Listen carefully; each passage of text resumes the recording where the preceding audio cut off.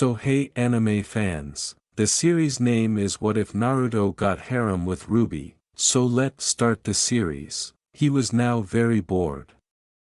Full of nervous energy that I wanted to let out. Unfortunately, there was nothing he could do at the moment. As he finished his routine workout, Naruto was a complete mess, perspiration streaming from his pores. However, it wasn't enough to let go of the energy he was holding inside. Perhaps he required Hinata. He ran his hand through his hair and whispered to himself, "Damn, she's working on the details with her clan. Are we really ready for this? Am I?" He looked toward the cloudy sky through the dense woods and let out a quiet sigh. He was accepting that feeling, despite how happy he was to have someone who wanted to be with him at last. Was he attracted to Hinata? He wasn't entirely certain. There was the feeling when she almost put herself in danger to keep him safe. It was the most visceral reaction he had ever encountered. Then there came the episode where Hinata was abducted by Tonari. But this feeling persisted, one he could not quite put his finger on. Did he have his eye on her? He had been convinced for a long time that Sakura was the one, but he had given up on her when she became so fixated with Sasuke. He started to search elsewhere. Observing others, realizing that he had been missing out on the beauty of the others. How could he have missed Ino's amazing physique and bustiness? Now that she and Sai were together, damn it. With those clothes, Temari emphasized her hips. It seemed sense that Shikamaru and her were now together. Or Tenten with her beautiful, flexible buo, what was he contemplating at the time? He was not benefiting from this. It was simply making his problems and anxiousness worse. He would have to resolve this problem on his own later. Regretfully, a cold shower would not suffice. As per her requests, he was limited to their play even though he truly wanted to see what Hinata was like. She wished to hold off till the appropriate time. And that was reasonable, but he was now prepared to burst. Packed with unadulterated, manly. Did Jiraiya always feel like this? Was this the reason he frequented the red light districts and the hot springs? I'm admiring every woman. Having fun with them. After taking a deep breath, Naruto said, "I'm beginning to understand Erosenin more and more by the day." Before a small smile appeared on his lips. Wonder if he's found an onsen in the pure world. Probably has. A feeling of contentment swept over him as he laughed at his remarks and let the sun's rays to filter through the vegetation. It's almost like once again, he sensed his master's presence. With his eyes closed and the sun stroking his cheeks, Naruto said, "Yeah, this does feel right, but I can't help but feel a little off, you know. A lot has happened. Things have changed, but everything is going all right. Just trying to adjust to everything now." Naruto smirked as he bent his head, his bangs obscuring his eyes, and guffawed, "Kakashi is running the village well. Still has a heavy void in his life without your books, however. Might have to pull out that script we wrote together on our trip to keep him happy. Tsunade finally stepped down and is running the hospital full time. But you know, it feels like without you here. It feels like she hasn't been the same either. Think she misses you." With a bewildered gleam in his eyes, Naruto looked back up at the sky and said, "And so do I. Despite everything, following in your footsteps and living up to your legacy. Living up to what you hope I could become, and now, I've come to an impasse. You know, I'm not sure if this is what I want, you know. I've worked so hard for all of this, and I have someone who loves me,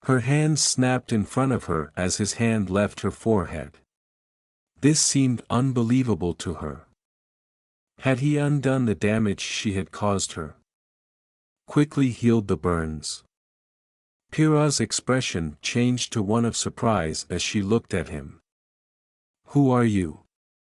Naruto merely grinned broadly as he saw another young girl kneeling next to them, staring at him in startled silence, her mouth moving but her words not yet formed.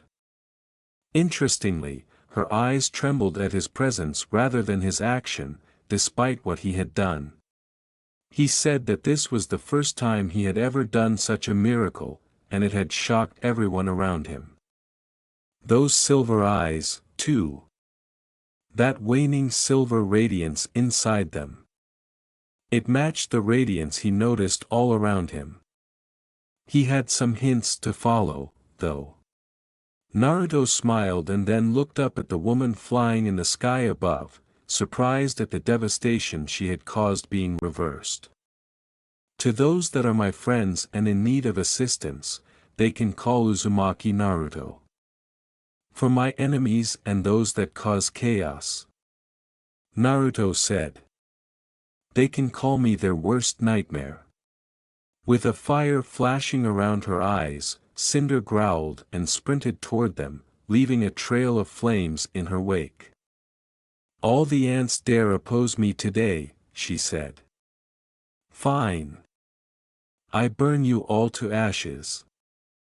Her goal was evident as she held two glass blades that had been made with fire.